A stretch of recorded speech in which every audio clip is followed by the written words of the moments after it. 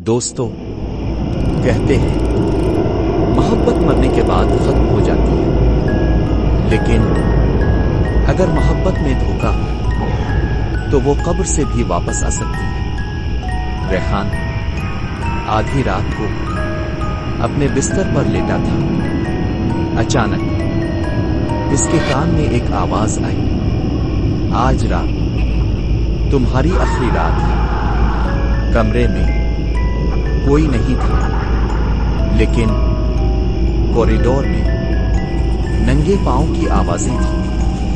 ठप ठप ठप। मोबाइल बजा। स्क्रीन पर एक नाम, ज़ैनब, वो लड़की जो 5 साल पहले मर चुकी थी। कॉल उठी और सिर्फ इतना कहा गया, मैं वापस आ गई।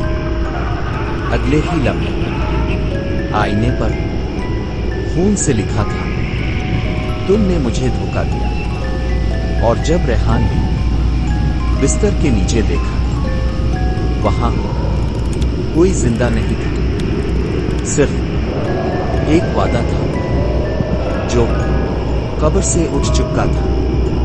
क्या ज़ैनब वाकई वापस आई थी? ये सिर्फ शुरुआत थी। पूरी कहानी देखने के लिए लिंक डिस्क्रिप्शन में मौजूद है।